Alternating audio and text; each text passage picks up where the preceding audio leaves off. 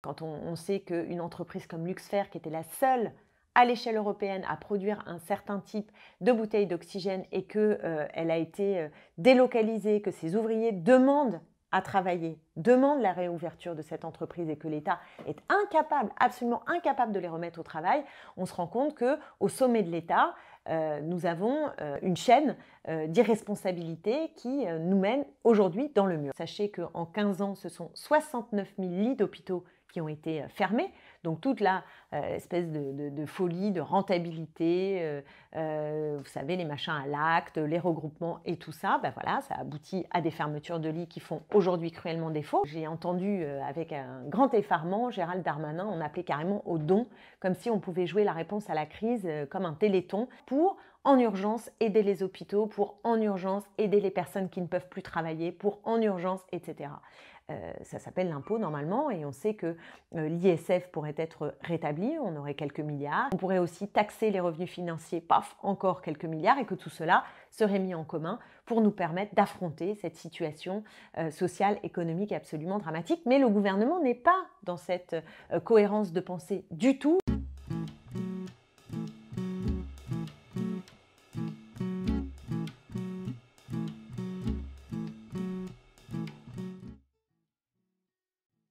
Inspirer, expirer, deuxième action. C'est confiné, comme beaucoup d'entre vous, que j'enregistre cette inspirer-expirer dans un moment évidemment très particulier parce que nous ne sommes pas en guerre, mais nous sommes face à une crise absolument magistrale, planétaire, et qui nous interroge. Et je veux juste dire d'emblée qu'il ne s'agit pas aujourd'hui seulement de compter les morts, et c'est tout à fait tragique, et chaque jour nous voyons la catastrophe sous nos portes, avec parfois des proches qui succombent au Covid-19 et une situation qui devient tragique puisque un certain nombre d'hôpitaux sont saturés d'ores et déjà en lits de réanimation et que nous sommes confinés, c'est-à-dire privés de liberté, dans une situation quotidienne qui est tout à fait anormale, anxiogène. Et je veux d'emblée saluer celles et ceux qui continuent de travailler pour nous permettre de vivre, de survivre, notamment dans des secteurs clés. Je pense bien sûr au personnel soignant, à celles et ceux qui nous permettent de nous alimenter. Et je suis très en colère contre les secteurs d'activité qui ne sont pas indispensables et qui pourtant continuent d'exploiter les salariés avec des personnels précaires qui doivent choisir entre prendre le risque d'être contaminés par le virus ou alors prendre le risque de ne pas pouvoir finir la fin du mois. On a vu des entreprises comme Amazon, coûte que coûte, continuer à faire travailler leurs salariés dans des conditions de protection qui ne sont pas assurées. Et d'ailleurs, un cas d'un salarié qui est aujourd'hui en réanimation, j'ai lu ça ce matin, nous alerte sur le fait que c'est particulièrement dangereux et que l'État aurait dû prendre des mesures qui ne sont pas des mesures d'incitation, mais des mesures de fermeture franche pour protéger les salariés dans les secteurs où ce n'est pas indispensable. Et quant aux autres, évidemment, le défaut de l'État est gravissime, puisque dans les hôpitaux, on sait qu'il manque de masques, qu'il manque de médicaments, la pénurie a déjà démarré, enfin bref, de beaucoup de choses, et que l'État n'a pas su anticiper. Et nous sommes là,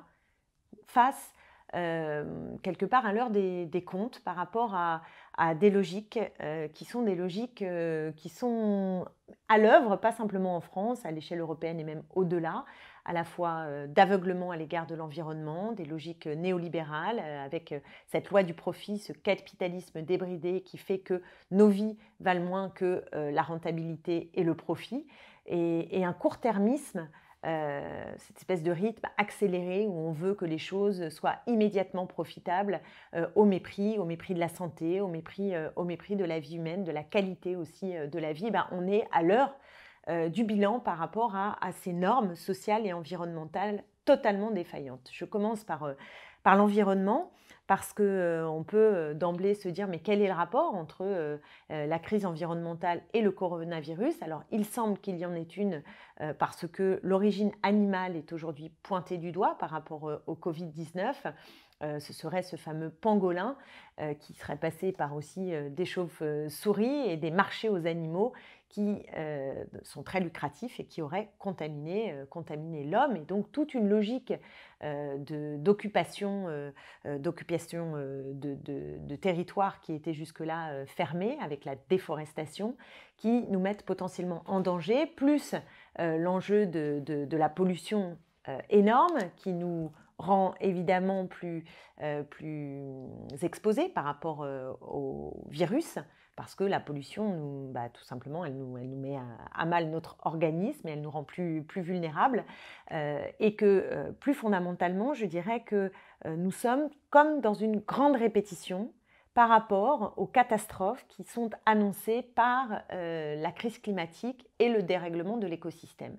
Alors là, vous avez beaucoup de littérature malheureusement sur le sujet depuis longtemps, puisque les scientifiques ont tiré la sonnette d'alarme, et ça fait quand même un bon moment, pour nous dire que nous allons avoir des catastrophes en chaîne, des déplacements de population, des inondations, des maladies qui peuvent revenir, qu'on croyait totalement disparues. Je pense par exemple à la variole, des moustiques qui vont migrer et qui vont pouvoir emmener la dengue, le chikungunya dans des territoires qui jusqu'ici étaient épargnés. Bref, beaucoup de choses qui nous attendent et qui font que la situation qui semble totalement incongrue, hallucinante que nous traversons pourrait devenir une forme de norme si nous ne sommes pas capables de changer radicalement de braquet. Et quand je dis radicalement, c'est revoir de fond en comble notre modèle de développement, c'est-à-dire le productivisme, le consumérisme, qui est pourtant accompagné aujourd'hui par les gouvernements partout dans le monde, alors soit avec une communication, des mots, des jolis mots, pour dire oui, il faut prendre en considération la crise environnementale, ça je pense par exemple à Macron, et puis au final, on signe par exemple des traités de libre-échange en chaîne comme le CETA ou le JEFTA, c'est-à-dire qu'on accroît les échanges commerciaux et donc on dérégule plus encore et on empêche la relocalisation de l'économie. Et on voit aujourd'hui que dans les pénuries que nous connaissons, c'est bien cette folie d'échanges commerciaux sans souveraineté sur une échelle de territoire nationale par exemple, mais ça peut être européenne ou régionale, mais en tout cas qu'on a besoin de cette maîtrise, que non seulement c'est une folie du point de vue des transports aériens, des transports en tout genre, puisqu'ils sont très polluants, et donc ça tourne le dos à l'objectif de baisse des émissions de gaz à effet de serre, mais c'est aussi délirant du point de vue de notre maîtrise, de notre souveraineté. On le voit aujourd'hui avec les masques, avec les médicaments également, puisque la France pourrait être très vite, par exemple, en pénurie de paracétamol, puisqu'elle a décidé que tout était produit désormais en Chine et qu'il suffisait d'importer. Donc, ce sont des orientations qu'ont prises les gouvernements successifs et qui nous mettent aujourd'hui dans le mur. On le savait, mais je dirais que là, on le voit et qu'il peut y avoir une prise de conscience très importante et souhaitable, j'y reviendrai. Mais donc, nous sommes dans ce manque d'anticipation. Je citais la question des masques, elle est particulièrement préoccupante parce que nous sommes là face probablement à un immense mensonge d'État. Je vous invite d'ailleurs à lire l'enquête de Mediapart sur ce mensonge d'État sur les masques, parce que c'est un récapitulatif de toutes les non-décisions prises par le gouvernement alors qu'il savait, mais ce n'est pas simplement la France, c'est aussi l'Europe, où on nous a dit à un moment donné très clairement qu'il n'y avait pas besoin de masques, ou alors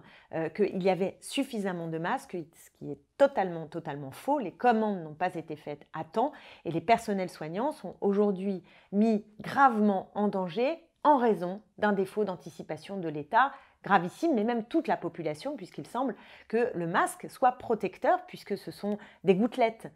qui peuvent faire qu'on attrape le Covid-19 et que quand on met le masque, on peut empêcher ces gouttelettes d'atteindre une autre personne. Donc il aurait fallu anticiper, être capable d'en produire en France. C'est vrai aussi pour d'autres choses, je pense aux bouteilles d'oxygène. Quand on sait qu'une entreprise comme Luxfer, qui était la seule à l'échelle européenne à produire un certain type de bouteilles d'oxygène et qu'elle a été délocalisée, que ses ouvriers demandent à travailler, demandent la réouverture de cette entreprise et que l'État est incapable, absolument incapable de les remettre au travail, on se rend compte qu'au sommet de l'État, nous avons une incapacité, sans doute pour une part idéologique, parce que les normes de pensée ne correspondent pas à notre temps, aux exigences de notre temps, mais aussi parce qu'il y a visiblement une chaîne d'irresponsabilité qui nous mène aujourd'hui dans le mur. Et à l'heure où je vous parle, alors que nous l'avons demandé plein de fois, une entreprise comme Luxfer n'est toujours pas remise au travail, alors que l'État aurait pu, dans ses ordonnances, tout simplement décider de réquisitionner, de nationaliser et de mettre la production en état. C'est vrai pour les masses, c'est vrai pour beaucoup de choses, le gel hydraulique, et on se rend compte que l'État, quelque part, il est aujourd'hui en train de solliciter finalement le bon vouloir d'un certain nombre d'entreprises, mais non pas de planifier, d'organiser dans le temps, de réquisitionner pour mettre au travail et nous dire voilà le plan, voilà ce qui se passe, on est capable de produire tant de max à telle étape, de faire en sorte que les approvisionnements se passent comme ci et comme ça. Non, l'État n'est pas capable aujourd'hui de faire ça. Et j'ai entendu avec un grand effarement Gérald Darmanin en appeler carrément au don, comme si on pouvait jouer la réponse à la crise comme un téléthon, et non pas en essayant par l'impôt de dégager l'argent nécessaire pour en urgence aider les hôpitaux, pour en urgence aider les personnes qui ne peuvent plus travailler, pour en urgence, etc. Ça s'appelle l'impôt normalement, et on sait que l'ISF pourrait être rétabli, on aurait quelques milliards, qu'il faudrait en finir avec la flat tax, pardon, on aurait quelques milliards, qu'on pourrait aussi taxer les revenus financiers, paf, encore quelques milliards, et que tout cela serait mis en commun pour nous permettre d'affronter cette situation sociale, économique absolument dramatique. Mais le gouvernement n'est pas dans cette cohérence de pensée du tout, et on le voit à travers ces ordonnances, parce que non seulement nous payons des décennies d'austérité budgétaire. Sachez qu'en 15 ans, ce sont 69 000 lits d'hôpitaux qui ont été fermés. Donc toute la espèce de folie, de rentabilité, vous savez, les machins à l'acte, les regroupements et tout ça, ben voilà, ça aboutit à des fermetures de lits qui font aujourd'hui cruellement défaut et qui aboutissent à notre incapacité très rapidement à ne pas pouvoir soigner, et même aujourd'hui, puisqu'on voit bien qu'on est en train de transférer les patients à l'autre bout de la France parce que certaines régions sont saturées, comme l'Est et maintenant l'Île-de-France, de façon grave, dramatique. Et donc, on paye d'une certaine manière des décennies d'austérité budgétaire, et je pense qu'on le réalise. Mais le gouvernement, dans les ordonnances qu'il a mis en œuvre suite à l'état d'urgence sanitaire contre lequel nous nous sommes érigés, puisque nous n'avons pas voté cet état d'urgence sanitaire, et les ordonnances qui s'en suivent nous ont donné raison, puisque la grande idée de ce gouvernement, c'est de casser le code du travail, de permettre de travailler au-delà des 35 heures, la nuit, plus de dimanche, de faire en sorte que les gens confinés, eh bien, quand ils télétravaillent, pourraient prendre sur leur RTT, sur leurs vacances, ce moment qui est un moment de confinement. Bref, on voit bien comment le gouvernement n'arrive pas à faire face à cette situation, parce qu'il est avec des schémas qui sont de vieux schémas, et qu'on pourrait tout à fait, dans les mois qui viennent, en sortie de crise, si toutefois il y a une sortie de la crise, parce qu'on n'a pas d'horizon, hein, on n'a pas de préparation au déconfinement, on ne sait pas exactement comment on va en sortir. Est-ce que la pandémie peut être véritablement arrêtée à un horizon raisonnable? Est-ce qu'on ne va pas basculer sur d'autres crises de ce type? L'avenir est très incertain, mais en tout cas, on a le sentiment qu'un nouveau choc néolibéral pourrait être imaginé par celles et ceux qui nous gouvernent, parce qu'ils sont totalement incapables de penser en dehors de ces clous. Or, ce choc néolibéral, il s'accompagne partout en Europe et à travers le monde aussi d'un pic d'autoritarisme et de liberté qui sont toujours plus sous surveillance. Alors c'est vrai que comme aujourd'hui, la sûreté est notre priorité, nous voulons être protégés du virus, nous sommes prêts à consentir à beaucoup de choses qui enfreignent nos libertés. Mais je voudrais quand même sonner un peu l'alerte là-dessus, d'abord parce qu'il y a un enjeu démocratique, croire que quand on est un régime dictatorial, profondément autoritaire, on s'en sort mieux. Faisons très attention. Je voudrais de ce point de vue donner quelques exemples sur la Chine, parce que la Chine semble bien s'en sortir, être presque une forme de modèle. Faisons très attention, et je pense que les informations vont s'enchaîner là-dessus et nous mettre en alerte. Il faut savoir que la première personne qui, en Chine, très tôt, avait lancé l'alerte sur la pandémie, c'est un homme qui s'appelle Li Wenliang, et il se trouve que quand il a commencé à parler du problème de l'épidémie, il a été arrêté. Et il a été mis en prison par les autorités chinoises, et que d'autres qui l'ont suivi dans son groupe, qui ont parlé, je pense à des médecins d'ailleurs, qui ont tenté d'interpeller sur la propagation du virus ont été eux aussi arrêtés pour fausses rumeurs. Et on sait qu'en Chine, le fait qu'il n'y ait pas des réseaux sociaux libres comme nous les avons en France, c'est évident que ça a été un handicap majeur pour que l'information circule sur comment se protéger face au virus. Donc faisons très attention parce que la méthode chinoise où toute l'information est aux mains du pouvoir en place et que tous ceux qui lancent des alertes, toutes les informations critiques à l'égard du régime sont susceptibles de se retrouver en prison, eh bien, on voit que ce système-là est particulièrement dangereux du point de vue démocratique, mais dangereux aussi pour combattre la propagation du virus. Et puis, soyons aussi vigilants sur les chiffres officiels des morts. Puisque aujourd'hui on nous dit qu'il y aurait eu 3300 morts en Chine, dont 2538 à Wuhan. On a vu des images circuler de 3500 urnes funéraires dans une même pièce. Et là, franchement, il y a quelque chose qui visiblement cloche. Il y a d'ailleurs un site d'information chinois qui s'appelle Caixin qui lui dit que, en tout cas sur Wuhan, ce serait 10 fois supérieur le nombre de morts. Il y a des médecins, des ONG qui nous interpellent et qui nous disent que c'est impossible que la Chine n'ait eu que 3300 morts. Donc c'est évidemment à suivre, mais le mensonge d'État est évidemment une question importante. Je dis mensonge d'État de la Chine, mais aussi avec une certaine, semble-t-il, complaisance de l'OMS, l'Organisation mondiale de la santé, qui semble saluer les autorités chinoises et ne pas mettre en cause les chiffres sur le nombre de morts. Donc c'est assez inquiétant. Mais il n'y a pas simplement en Chine, qui est évidemment une dictature, je dirais en bonne et due forme. Je le dis avec humour, mais c'est évidemment pas du tout drôle. Et notez au passage que cette dictature s'accompagne d'un capitalisme tout à fait assumé par l'État chinois, comme quoi ce qu'on nous avait raconté au XXe siècle, que le capitalisme emmenait toujours avec lui la démocratie,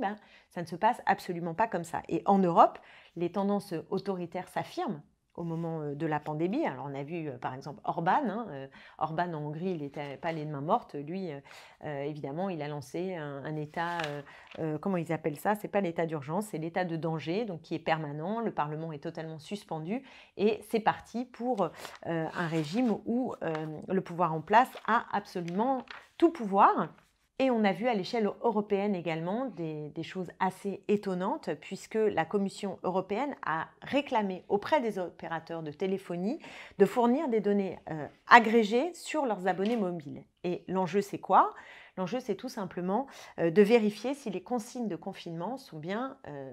respectées. Et donc là aussi, c'est quand même assez étonnant d'imaginer que les États, l'Union européenne pourraient nous surveiller H24 pour savoir si nous respectons le confinement. Mais après, ces données peuvent être utilisées pour d'autres choses. Donc, ça met évidemment en question nos libertés fondamentales et aussi, moi je m'inquiète parce que nous sommes en train de nous habituer d'une certaine manière à cette surveillance des libertés au nom de la sûreté et que le contrôle démocratique, le fait qu'il puisse y avoir des réutilisations des données qui sont collectées dans ce moment-là, à mon avis, c'est assez inquiétant et nous devons en tout cas être très très vigilants sur ces questions. Bon, alors la seule bonne nouvelle dans ce paysage qui est un paysage terrifiant, assez terrifiant, c'est deux choses. C'est d'abord que je pense que on peut faire l'hypothèse que ce soit un basculement vers autre chose. Alors évidemment, ça peut être un basculement vers le pire, c'est-à-dire que cette situation nous prépare à des configurations néofascistes, mais ça peut être aussi le moment d'un sursaut où on refait de la politique et où la majorité de la population prend conscience que nous ne pouvons pas continuer dans ce délire néolibéral, de mépris à l'égard de l'environnement et d'une démocratie qui ne ressemble à rien, mais au contraire bascule vers davantage d'autoritarisme. Bon, donc derrière tout ça, on peut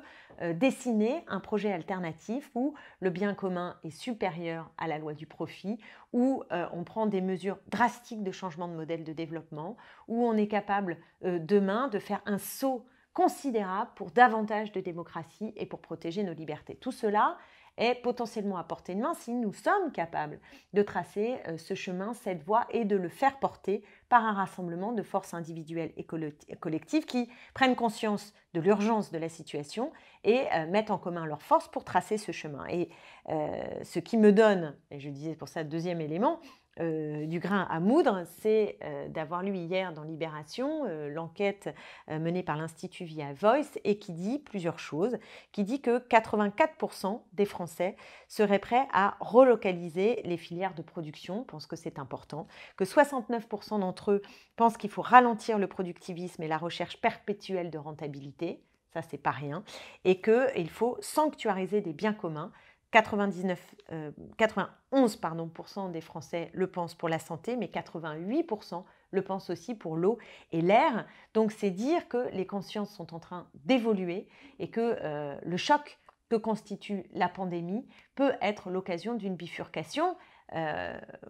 C'est pas gagné du tout, mais en tout cas, je crois que nous devons faire de la politique et nous devons tracer ce chemin parce que sinon, soit c'est un choc plus grand encore, néolibéral et autoritaire, qui nous attend avec ceux qui dirigent aujourd'hui, soit c'est le néofascisme qui peut s'installer. Et donc c'est pourquoi il y a urgence à se préparer, à travailler, à non seulement dire quelles sont les mesures immédiates que nous aurions prises en planifiant d'ores et déjà non seulement la réponse en urgence pour faire face aux défis sanitaires, mais les capacités aussi de sortir du déconfinement et à plus long terme, de dire que nous ne pouvons plus continuer à fonctionner de la sorte et qu'il faut donc radicalement changer notre vision de la société et mettre au pouvoir le partage des richesses, le partage des ressources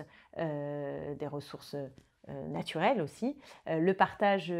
des temps de la vie et de mettre au service du bien commun les pouvoirs et les politiques en place, loin de ce délire que nous connaissons aujourd'hui et qui fait mal au bide.